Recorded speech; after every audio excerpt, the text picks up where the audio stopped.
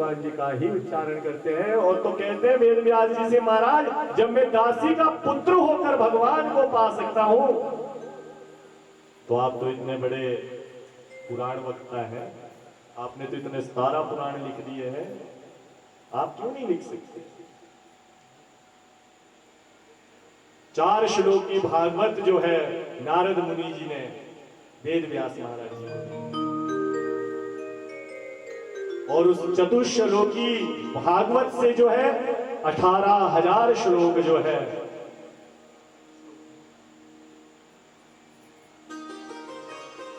भागवत में लिखे हैं।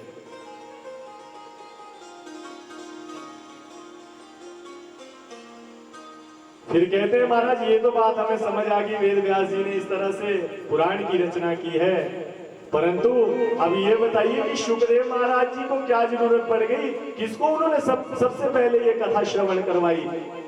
वेद व्यास जी ने तो शुकदेव महाराज जी को इस कथा को दे दिया था, परंतु उन्होंने किसको सुनाई, किस तरह से ये आगे बढ़ी कथा, किसको उनको सुनानी पड़ी और किस कारण से सुनानी पड़ी? हमने सुना है परीक्षित महाराज को शुकदेव महाराज जी ने ये कथा सुनाई थी, परंतु परीक्षित महाराज जी कौन थे और इन्हें ये कथा क्यों सुननी पड़ी? इसका क्या कारण है, इसके पीछे क्या कारण है?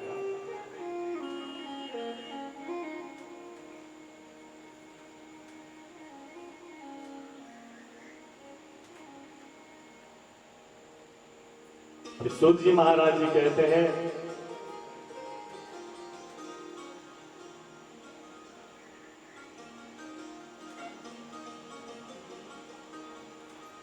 सूत जी महाराज जी कहते हैं कि जब महाभारत का युद्ध समाप्त हो गया था, पूर्ण हो गया था, दुर्योधन की दोनों जगह टूट चुकी थी। ये परीक्षित के अवतार की कथा है, परीक्षित के जन्म की कथा है, किस प्रकार से परीक्षित महाराज जी का जन्म होता है।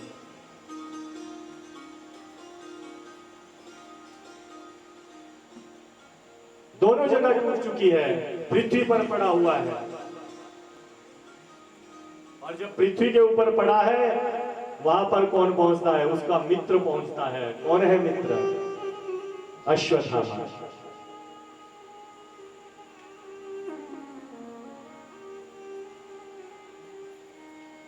जब अश्वत्थामा पहुंचता है तो अपने मित्र की दशा देखकर बड़ा दुखी होता है और कहता है, अरे मित्र तू इस अवस्था में पड़ा है,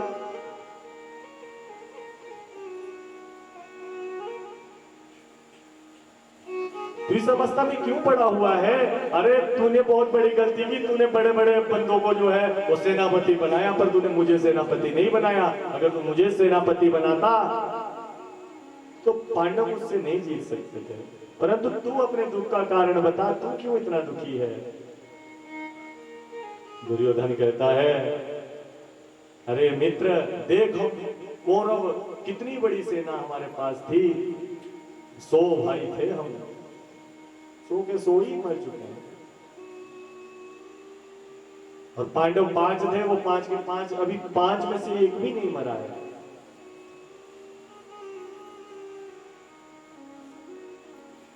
एक भी नहीं मरा है कोई। तो अश्वत्थामा कहता है, अरे मित्र ये कोई बड़ी बात नहीं है, मैं तुझे प्रतिज्ञा करता हूं सुबह होने से पहले पहले 5 पांडवों के सर मैं तेरे पास लेकर आऊंगा, मैं ये प्रतिज्ञा करता हूं।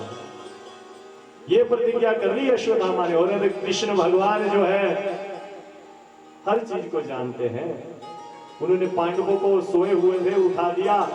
पांडव अर्जुन कहने लगा, हे प्रभु आप सो क्यों नहीं रहे? कृष्ण कहते हैं, आज मुझे नींद नहीं आ रही है, चलो ऐसे कहते भ्रमण करने चलते हैं। 5 पांडव एक ही बार बोलने से कन्हैया के सब उठ के चल दिए, और चलते चलते अपने पुत्रों को भी उठाया, चलो बेटा हमारे कन्हैया को नींद नहीं आ रही, थोड़ा घूम के आते हैं। सब बच्चे कहने लगे, अरे तुम तो बूढ़े हो गए भाई, तुम्हें कहां से नींद आएगी, हम तो बच्चे हैं अभी जवान है, हमें तो नींद आ रही, हम तो सोएंगे। और कहते जो भगवान के जगाने से भी ना उठे वो कभी उठ भी नहीं सकता, वो कभी नहीं उठ सकता।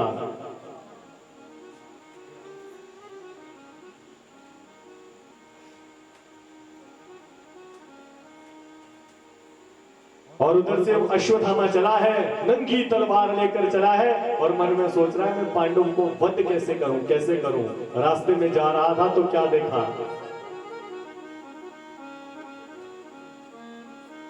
रात हो गई थी। रात में क्या देखा कि एक उल्लू कौवे के बिल में जा रहा है और वहां पर जो है उसके बच्चे को खाने लग गया, खा रहा है, वहां पर चोंच मार रहा है अपनी उल्लू। अब उनको देख के बड़ा विचलित तो हो रहा है। अश्वत्थामा कहते ये कैसे हो रहा है, ये क्या कारण है। अब क्या कारण है वहां पर, अब जो कौवा है वो दिन में देख सकता है, उल्लू जो है वो दिन में नहीं देख सकता, वो रात में देख सकता है। उसी चीज का वो फायदा उठा रहा है उल्लू, उनको मार रहा है वहां पे डंक है। तो अश्वत्थामा ने गुरु बना लिया किसको, उल्लू को। अब अपने आप क्या बन गया, उल्लू का पट्टा बन गया। फिर भी है, गुरु बना लिया उल्लू को, उल्लू का पट्टा ही बनेगा। गुरु बनाकर वहां से चला कि रातों रात ही उनके सिर काट दूंगा, ये मन में सोच लिया।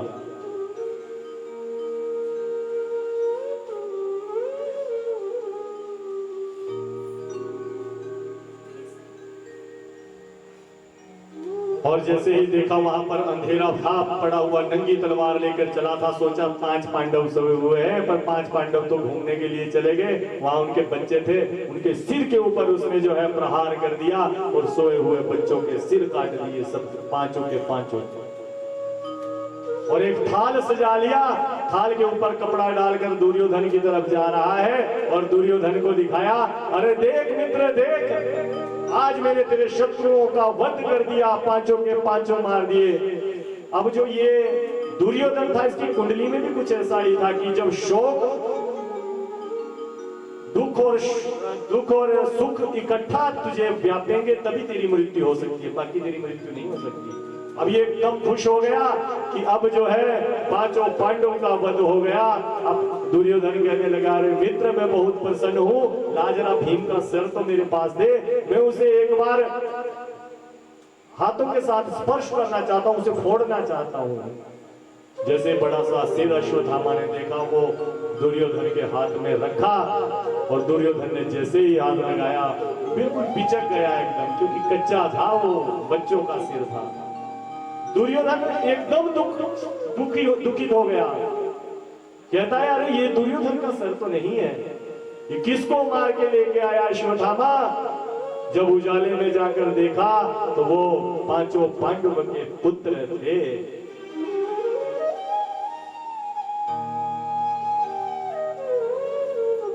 अब दुर्योधन भी रोने लगा, अरे अश्वत्थामा ये क्या कर दिया तूने, तो पीछे को कोई पानी देने वाला भी हमें नहीं छोड़ा है। बस शोक की घटा छाई और उसी समय दुर्योधन का जो है निधन हो गया। और उधर जब पांडव जो है घूमते हुए अपने महल की तरफ पहुंचे, अपने कुटिया की तरफ पहुंचे, तो वहां पर खून की धार बह रही एक बाहर को।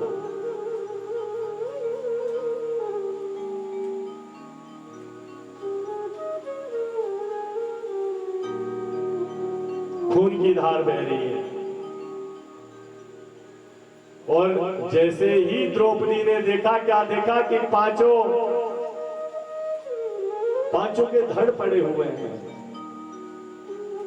पहचान नहीं पा रही कौन बच्चा किसका है, कौन किसका नाम क्या है? रोए जा रही है। और जब अर्जुन ने देखा, आज प्रतिज्ञा कर ली, अरे ऐसा कौन सा आत्मताई है जिसने हमारे पुत्रों का वध कर दिया है, ऐसा कौन है?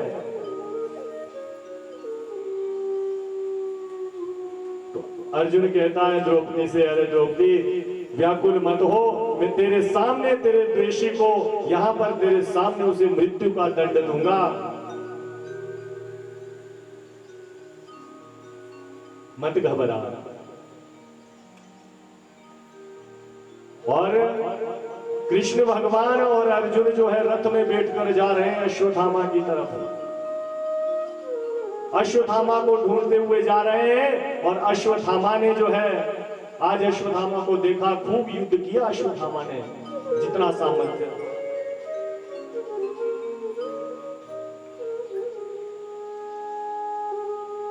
द्रोणाचार्य के पुत्र हैं ये, कोई साधारण पुत्र नहीं है ये। द्रोणाचार्य, इनके गुरु एक ही थे, अर्जुन। अर्जुन को द्रोणाचार्य ने ही शिक्षा दी थी, तो एक ही गुरु के चेले हैं।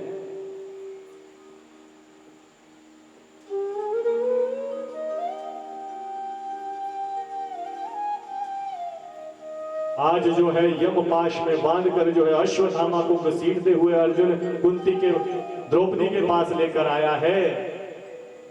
और द्रौपदी ने जब देखा तो एकदम देख के एकदम स्तंभ हो गई, खड़ी हो गई।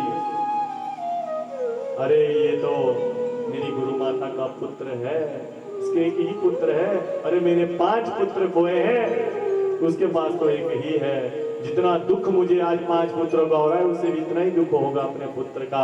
बोलती है छोड़ दो, इसे मत मारो, हैं? इसे मत मारो।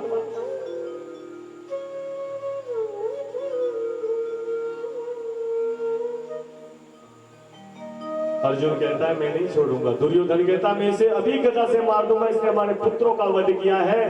परंतु कृष्ण भगवान कहते हैं अरे नहीं, ये ब्राह्मण है, ब्राह्मण का वध निषेध है, इसे मार भी दो और छोड़ भी दो।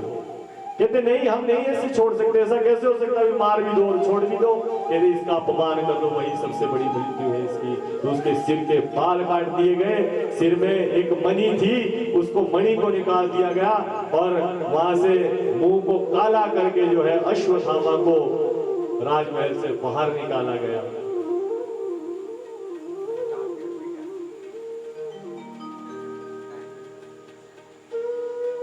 निकाल दिया वहां से। परंतु अश्वत्थामा के मन में अभी भी जो है उसे पता है कि एक ऐसा भी है इनकी संतान आगे।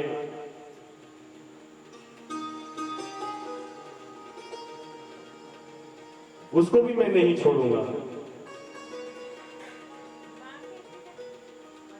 ब्रह्मास्त्र का प्रयोग किया है अश्वत्थामा ने फिर दोबारा, और सीधा उत्तरा के गर्भ को छोड़ दिया है। क्या सोचकर कि अब मैं इनका वंश ही खत्म कर दूंगा। जो अंतिम वंश अभिमन्यु की स्त्री है, पत्नी है उत्तरा, उसके गर्भ में जो है वो परीक्षित महाराज जी बैठे हुए हैं। आज उसको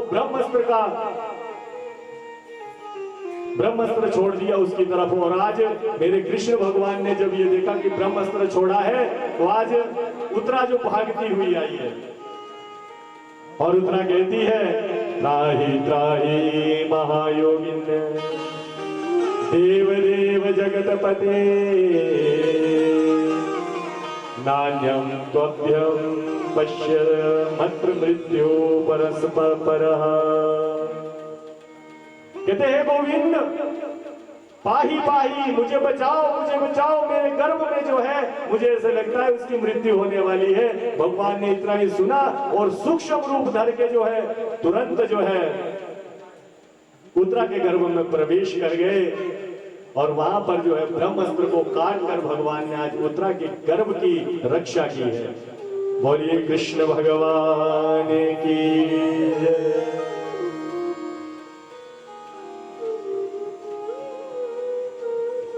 अब भगवान ने देखा कि इनका राज्य जो है वो कंटक हो गया है। भगवान कहते हैं अब मैं द्वारिका के लिए प्रस्थान कर रहा हूं। अब जब द्वारिका जाने लगे तो सब कहने लगे महाराज आप हमें छोड़कर नहीं जाओ, हमें छोड़कर नहीं जाओ। सब कहने लगे, सबने अपने अपने प्रयोजन दिए, बहुत हाथ जोड़े भगवान के, पर भगवान नहीं रुक रहे हैं। अब द्रौपदी की बारी जब आई, कुंती माता की भी बारी आती है। कुंती माता कहती है अरे प्रभु अब तो हम तुम्हें जानने लगे हैं, आप तो साक्षात भगवान हैं। कन्हैया कहता है अरे बुआ तू कहा मुझे भगवान बना रही है, मैं भगवान नहीं हूं। अच्छा चल तू मुझे भगवान मानती है तो जा, आज तू जो मांगेगी मैं तुझे दूंगा। बोल क्या चाहिए तुझे, क्या चाहिए तुझे बता। एक सिर्फ कुंती माता ही ऐसी है जिसने भगवान से क्या मांगा है, दुख मांगा।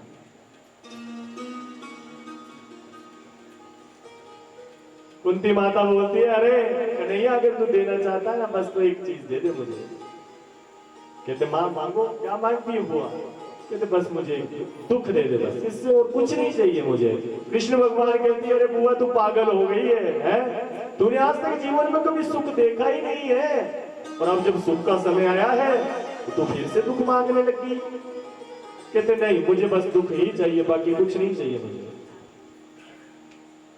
भगवान कहते नहीं बुआ, मैं दुख नहीं दूंगा तुझे, ऐसा नहीं हो सकता है। अरे कुछ और मांग ले, सुख मांग ले, अब तो ही सुख आएगा। तो कुंती माता कहती है, वाह सुख के सिर सिल पड़े,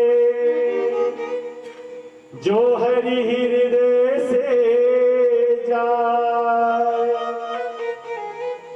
बलिहारी वा दुख की, जो पल पल नाम जपाए। अरे पत्थर पड़ जाए से सुख के ऊपर मुझे नहीं चाहिए ऐसा सुख। मुझे ये पता लग गया है कन्हैया कि जब तक दुख है तब तक तू हमारे साथ है, जिस दिन सुख आ जाता है तो हम छोड़ के चला जाता है। ये होता है, ये भगवान सिर्फ दुख में ही साथ देते हैं, जब सुख आ जाता है तो भगवान वहां से भाग जाते हैं। क्यों भाग जाते हैं? क्योंकि आदमी के मन में वो श्रद्धा ही नहीं रहती है, उस प्रेम से वो भुला ही नहीं सकता उसे। इसलिए कुंती माता दुख मांगती है कि मुझे ये पता है कि तू दुख में ही साथ देता है, मुझे वो सुख नहीं चाहिए उसके ऊपर तो पत्थर पड़ जाए, मुझे वो दुख बारंबार चाहिए जिस दुख में तू हमारे साथ हो। बस मुझे दुख चाहिए और कुछ नहीं चाहिए। कहते हनुमंत विपद प्रभु सोई, जब तब भजन न सुमिरन हो। सबसे बड़ा दुख वही है, सबसे बड़ी विपत्ति वही है जिस दिन भगवान का भजन ना हो, वो समझ लो सबसे बड़ी विपत्ति है। और जिस दिन भगवान का भजन हो गया, समझो उससे बड़ा सुख कोई नहीं है। और जीवन में मेरी बात याद रखना, सुख दुख जीवन में चलता रहता है।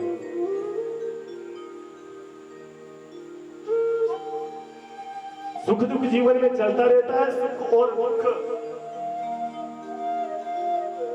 ये एक समय तक साथ में टिक नहीं सकते।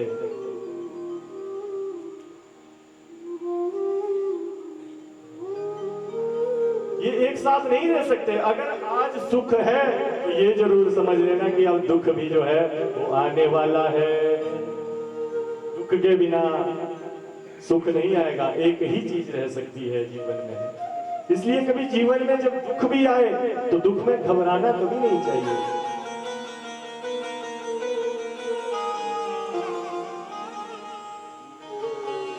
दुख में मत घबराना पंछी, ये जग दुख का मेला है। जब जब भीड़ पड़ी अंबर पर, उड़ना तुझे अकेला है।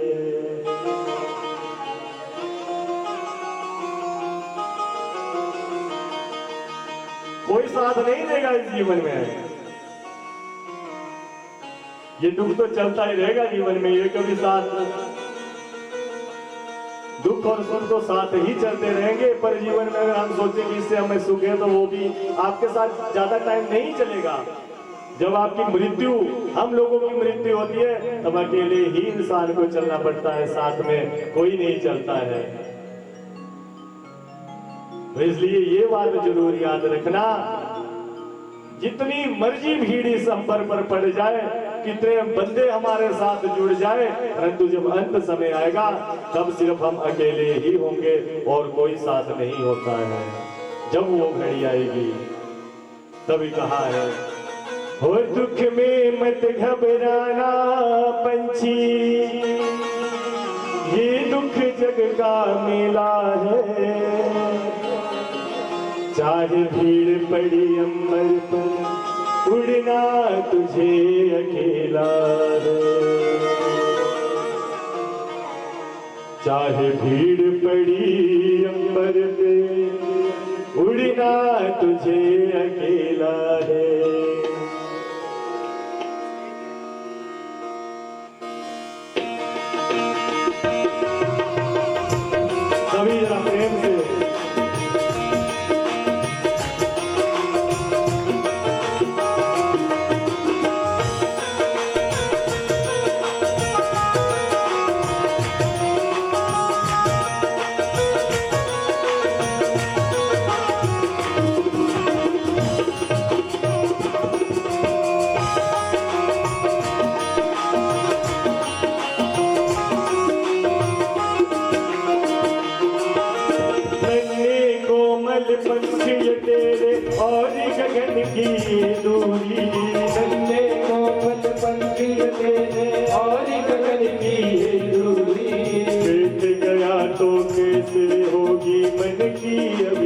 आशा पूरी।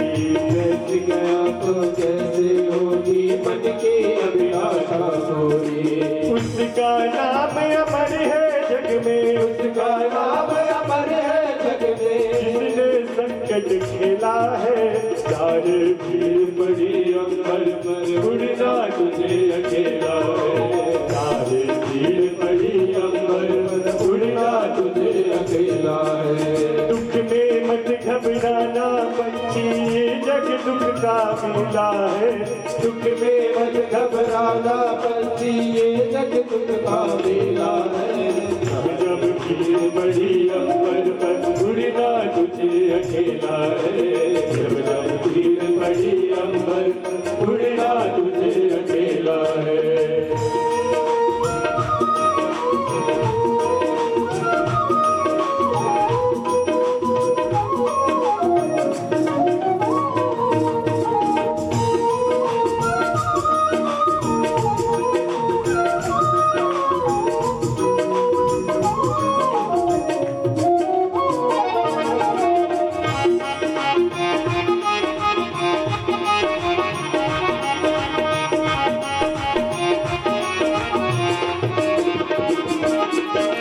चतुर शिकारी ने रखा है जाल बिछा कर पग पग पे।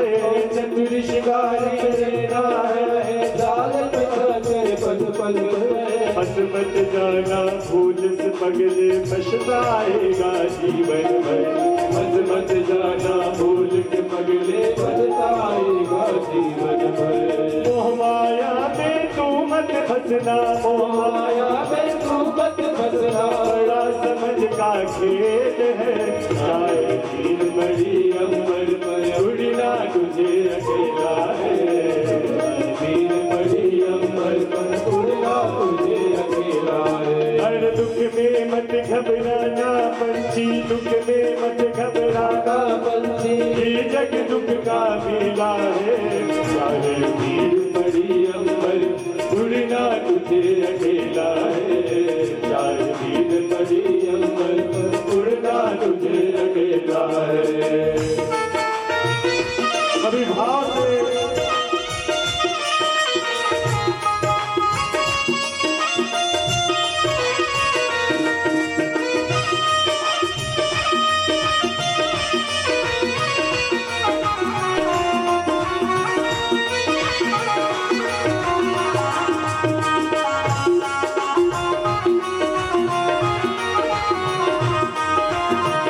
भीड़ बड़ी अंबर पे उड़ना तुझे अकेला है। जब जब भीड़ बड़ी अंबर पर उड़ना तुझे अकेला है। जब जब भीड़ बड़ी अंबर पर उड़ना तुझे अकेला है। जब जब भीड़ बड़ी अंबर पर उड़ना तुझे अकेला है। कोई साथ नहीं देगा यहाँ पर।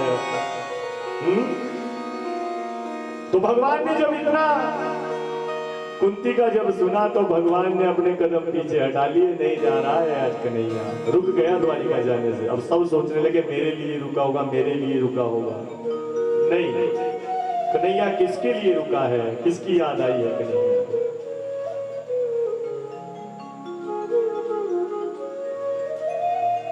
कन्हैया को आज भीष्म पितामह की याद आई है। 54 दिन हो गए हैं बाणों की शैया के ऊपर पड़े हुए भीष्म पितामह को। एक एक खून की बूंद रिस रही है भीष्म पितामह की। कन्हैया को याद आई है क्योंकि क्यों जीवित है अब तक भीष्म पितामह? क्योंकि वो कन्हैया का एक और दर्शन करना चाहता है। बस यही आशा। कन्हैया क्या कहता है? अरे बुआ, तेरे पुत्र जो है ना पांडव, वो सम्राट हो गए हैं, पर उन्हें अभी तक ये नहीं है पता कि हमने राज्य कैसे चलाना है।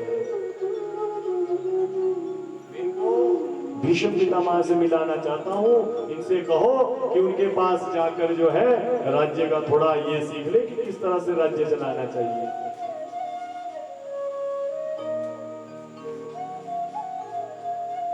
आज सभी 5 पांडव, आज कन्हैया अपने आप आगे नहीं हो रहा है, उनको आगे किया है। है। कन्हैया की यही सबसे बड़ी खूबी है कि अपने आप आगे नहीं होता, दूसरों को आगे करता है। चल तुम चला, और यही होना चाहिए। आप भी कभी यज्ञ करवाओ, घर में करवाओ, कहीं पे हो, अपने आप सबसे पीछे हो जाओ, भाई तुम कर ले, कोई बात नहीं है। वो सबसे बड़ा पुण्य है। कन्हैया भी यही कर रहा है, पांडवों को आगे कर दिया, अपने आप पीछे छुप गया, आगे नहीं आ रहा है। और भीष्म पितामह आचार्य देख रहे हैं वो कहाँ है जिसे मैंने देखना है? कहाँ पे है वो? मुझे तो उनके दर्शन करने हैं।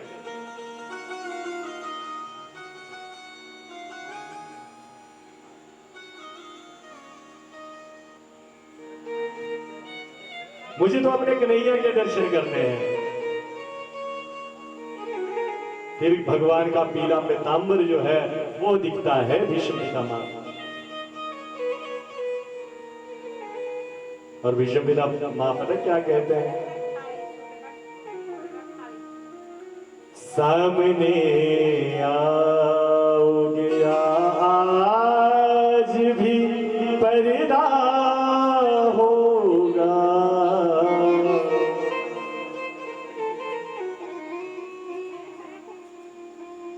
कन्हैया से कह रहे हैं सामने आओगे आज भी पर्दे में रहोगे छिपे हुए। सामने आओगे आज भी पर्दा होगा।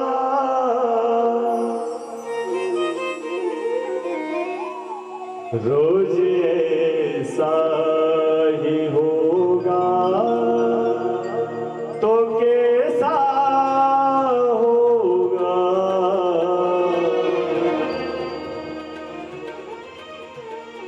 सामने आओगे आज भी पर्दा होगा।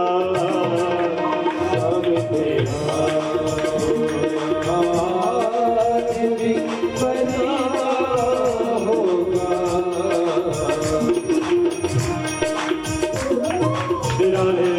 भीष्म पितामह कह रहे सामने नहीं आओगे हैं? अगर तुम ऐसा ही करोगे तो मैं तो मृत्यु भी नहीं आ पाएगी मुझे। तो रोज ऐसा ही होगा, रोज ऐसा ही होगा तो कैसे होगा? सामने आओगे आज भी पर्दा होगा।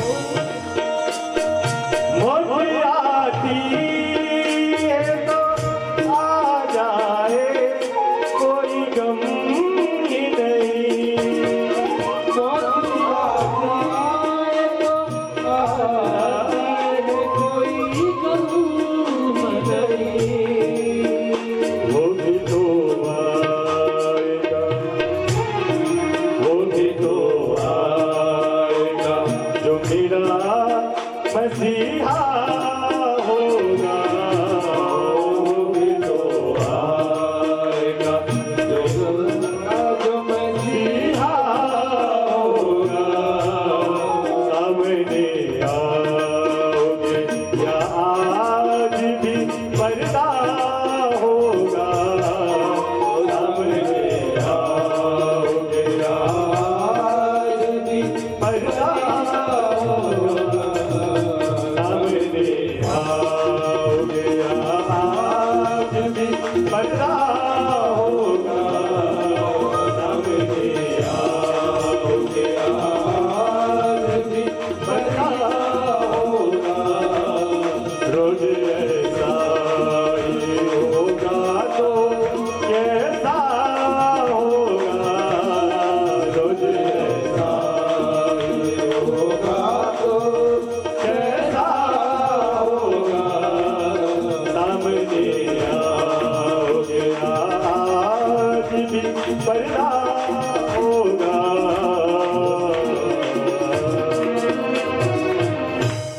तो भगवान जो है विश्व पितामह के समक्ष आए और भगवान को आज प्रणाम किया, खूब शिक्षा दी है कुंती ने। आज द्रौपदी भी आई है साथ में, उसने आज खूब कोसा है भीष्म पितामह को। क्या आपने मेरे साथ ऐसा किया है? आप सभा में बैठे बैठे थे, मेरा चीर हरण हुआ पर आपने एक शब्द नहीं कहा।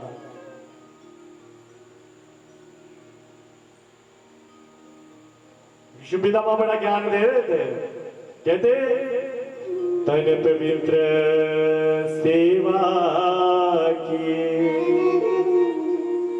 धन पवित्र कर दान, मन पवित्र हरि भजन सो त्रिविध होए कल्याण। कहते अगर तन की पवित्रता करनी चाहते हो, मन की पवित्रता करने चाहते हो, तो सेवा भाव रखो, सेवा करो, उससे तन आपका पवित्र हो जाएगा। बेशक आपने जीवन भर पाप किए हो अपने तन से, परंतु अगर सेवा में लगोगे तो साफ तन हो जाएगा, साफ मन हो जाएगा। धन पवित्र कर दान, और धन पवित्र कैसे होगा? धन पवित्र दान से होगा। भगवान के चरणों में आपका धन लगे, 1 रुपया लगाओ, 100 रुपए लगाओ, 1000 लगाओ, जितनी सामर्थ्य है अपनी नेक कमाई में से भगवान के लिए कुछ ना कुछ निकालना चाहिए। सदैव याद बात मेरी रखें, कभी भी अगर आप 1000 दिन का कमाते हो तो उसमें से 100 रुपए भगवान के नाम के रख लेना भाई, है? दशांश भगवान के नाम का जरूर रखना चाहिए, आपका धन वैसे ही पवित्र हो जाएगा। और मन पवित्र कैसे होगा? कहते भजन करो भगवान का, उससे मन पवित्र हो जाएगा। ये भीष्म पितामह उपदेश दे रहे हैं पांडवों को। द्रौपदी को हंसी आ गई, कहते बड़े यहाँ पे भाषण दे रहे हो, उस टाइम मेरा चीर हरण जो हो रहा था इन्होंने एक शब्द तक नहीं बोला। तो भीष्म पितामह वो कहते हैं मेरा यही जो आज खून की एक एक बूंद निकल रही है ना, जैसा खाओगे अन्न वैसा होएगा मन, है? जैसे पियोगे पानी वैसी होगी वाणी, है?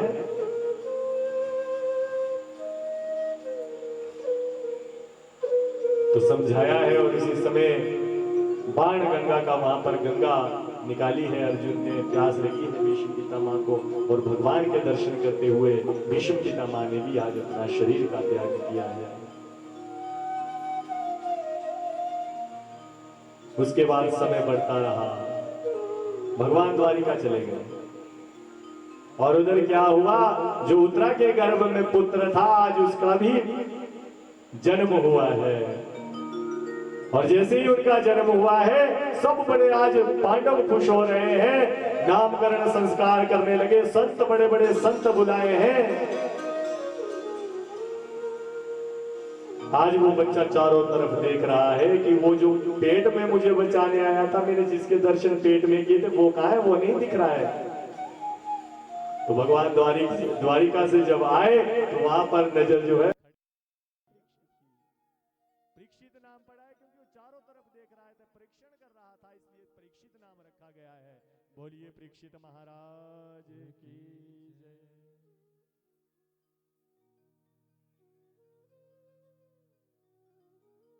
संतों ने जब कुंडली लगाई, कुंडली देखने लगे तो कहा महाराज इसके ग्रह तो बहुत सुंदर है, ये तो राज्य बनेगा, ये शासन करेंगे, कहते परीक्षित महाराज जी। परंतु इनकी जो मृत्यु है वो सर्प के काटने से होगी। सभी पांडव अरे ये कैसे होगा कि मृत्यु जो है सर्प के काटने से होगी? संतों ने पहले कह दिया था सर्प के काटने से जरूर मृत्यु होगी, पर ऐसा कोई सदगुरु रूप में आएगा जो इसका जो है, कहते हैं ना कि सर्प के काटने से गति नहीं होती है, वैसा सदगुरु आएगा, कहते हैं जिसको सदगति प्राप्त करवाएगा, मोक्ष को प्राप्त करवाएगा, भगवान से मिलाएगा, ऐसा सदगुरु मिल जाएगा।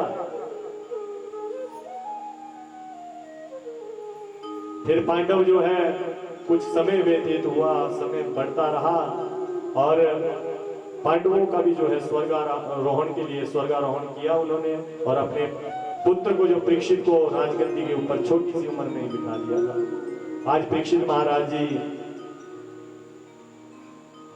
अपने आसन पर बैठे, अचानक मन में आए चलो आज शिकार खेलने चलता हूं, अपने राज्य में देखता हूं कौन सुखी है कौन दुखी है।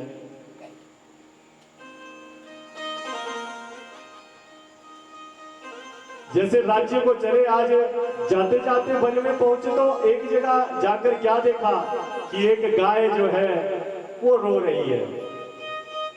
जब गाय को रोता हुआ देखा तो परीक्षित महाराज जी ने पूछा अरे गौ माता तू क्यों रो रही है और तुम कौन हो? गौ माता कहती है मैं पृथ्वी हूं। कलयुग का समय हो चुका है, एक ऐसा पुरुष आ रहा है जो बिल्कुल काला है, नग्न तलवार लेकर आया हुआ है और अधर्म बहुत पृथ्वी पर हो रहे हैं, इसलिए मैं रो रही हूं। एक बैल है, तीनों पांव कट चुके हैं, एक पांव पे खड़ा है। परीक्षित महाराज जी ने कहा कहते कौन है वो? जैसे ही एक काला का रूप स्वरूप देखा, उससे पूछा अरे तू कौन है? कहते महाराज मैं कलयुग हूं, अब मेरा समय आ गया है, मुझे कहीं स्थान दे दो रहने के लिए।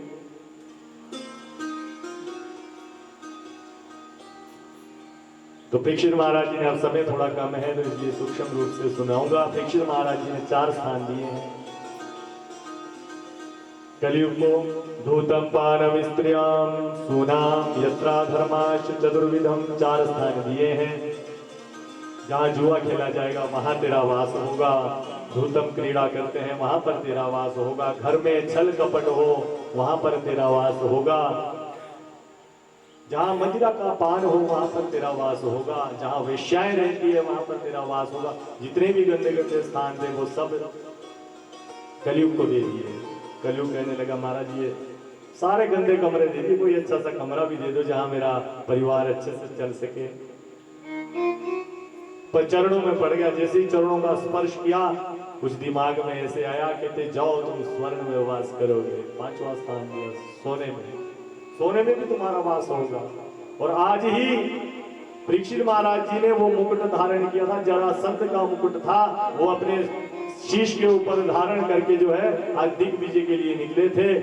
और कलयुग ने बस जैसे ही वचन दिया कि आप स्वर्ण में भी वास करोगे, सीधा कलयुग जो है सिर के ऊपर बैठ गया और राजा शिकार करते करते आगे की ओर बढ़ रहे। अब भूख प्यास लग रही है। एक कुटिया दिखाई दी, वहां पर पहुंचे।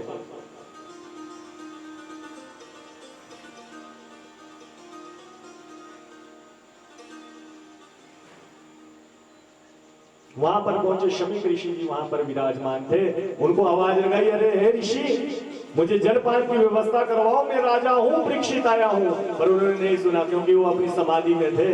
परीक्षित ने सोचा ये ऐसे ही मेरे साथ ऐसे ही इन्होंने ड्रामा रचा हुआ, ये कुछ नहीं है संत सुनत। मरा हुआ सर्प था, उठाकर जो है गले में डाल दिया। और जैसे ही सर्प गले में डाला किसी बच्चे ने देखा और शमीक ऋषि के पुत्र को श्रृंगी ऋषि को ये बता दिया कि तेरे पिता के गले में किसी ने सर्प डाल दिया है। और उसी समय जल उठाकर जो है परीक्षित महाराज जी को श्राप दे दिया कि आज से 7वें दिन यही तक्षक जो है वो तुझे दंश करेगा। यहां से परीक्षित महाराज जी को श्राप लगा। ये सूत जी महाराज जी सुना रहे हैं। सूत महाराज जी शौनकादि 88,000 ऋषियों को ये कथा सुना रहे हैं। वहां से 7 दिन मरने का जो है श्राप लगा है। ये श्राप सिर्फ परीक्षित को ही नहीं लगा है, आप हम सबको यही श्राप लगा है। 7 ही दिन का जीवन सभी का होता है, 8वां दिन किसी के लिए नहीं बना है। सब 7 दिन में मृत्यु होगी। तो गौरमुख नाम के जो है ऋषि को जो है परीक्षित महाराज जी के पास भेजा गया कि आपको जो है 7वें दिन मरने का श्राप लगा है, अपनी मुक्ति का कोई उपाय कर ले। परीक्षित ने इतना ही सुना, अरे ये मुझे श्राप नहीं, ये तो मुझे वरदान मिला है, मुझे 7 दिन मिल गए। यहाँ पर तो एक घड़ी का पता नहीं, आज मैं छाती पीट कर बोल सकता हूँ कि मुझे 7 दिन मिले, 7 दिन से पहले मेरी मृत्यु नहीं हो सकती। और सब कुछ त्याग करके जो है वहां से निकल गए और गंगा तट के ऊपर जा रहे हैं आज परीक्षित महाराज जी। और गंगा तट पर जैसे ही पहुंचे वहां हजारों ऋषि की संख्या उपस्थित है। परीक्षित महाराज जी सिर्फ एक ही प्रश्न करते हैं कि जल्दी मरने वाले को क्या करना चाहिए, यही प्रश्न है बस, और कुछ नहीं है इससे ज्यादा और कुछ नहीं। पर कोई इसका उत्तर नहीं दे पा रहा है कि क्या करना चाहिए।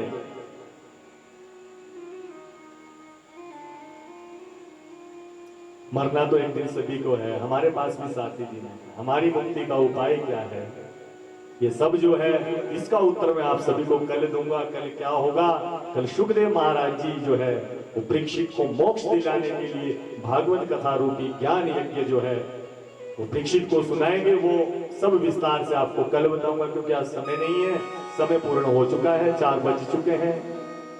तो आज की कथा को यहीं पर विश्राम देंगे। आइए एक छोटा सा भजन गाएंगे और उसके बाद जो है आरती करेंगे।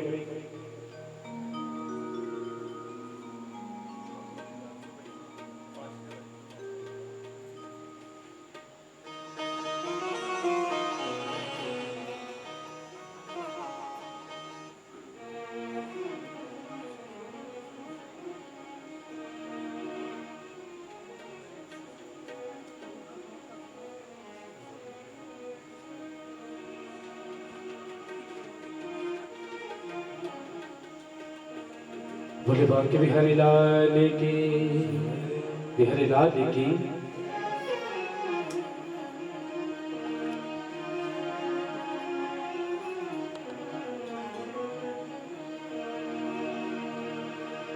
जय राधा माधव,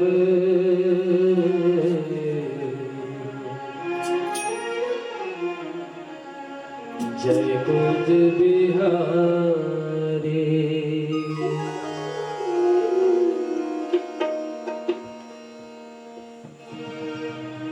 जय राधा माधव, जय कुंज बिहारी। जय राधा माधव, जय कुंज बिहारी। जय राधा माधव, जय कुंज बिहारी। जय राधा माधव, जय कुंज बिहारी। जय गोपी जति वल्लभ, जय गोपी जति वल्लभ। जय गिरिवरधारी, जय राधा माधव, जय कुंज बिहारी।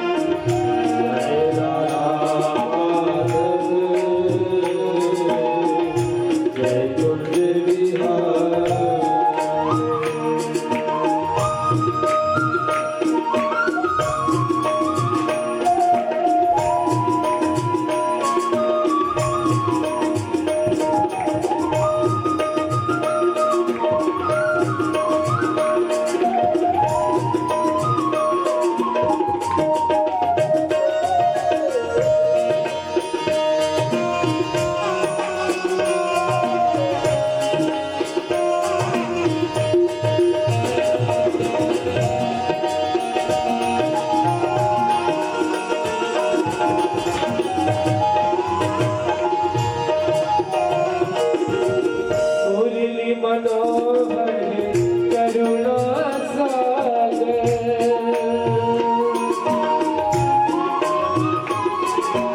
मुरली मनोहर करुणा सागर, मुरली मनोहर करुणा सागर, मुरली मनोहर करुणा सागर, मुरली मनोहर करुणा सागर, जय गोवर्धन हरि, जय गोवर्धन हरि, जय कुंज बिहारी, जय राधा माधव, जय कुंज बिहारी। दोनों हाथ से सभी गाइए। जय राधा माधव, जय कुंज बिहारी, हरे कृष्णा कृष्णा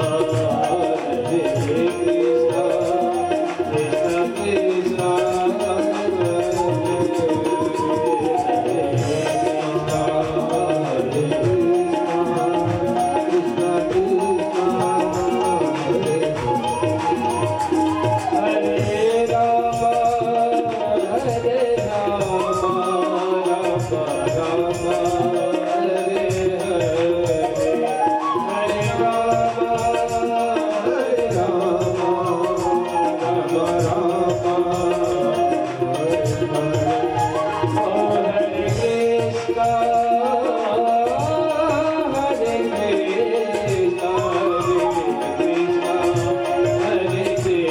हरे कृष्णा, हरे कृष्णा कृष्णा कृष्णा हरे हरे, हरे राम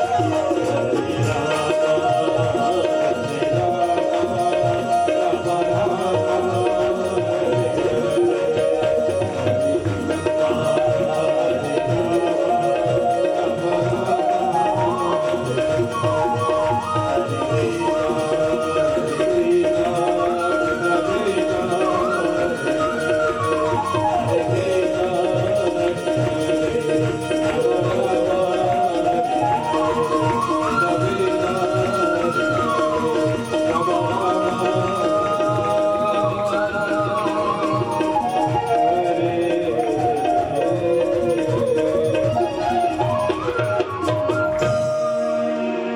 बोले कृष्ण बलदेव की जय, बांके बिहारी लाल की जय।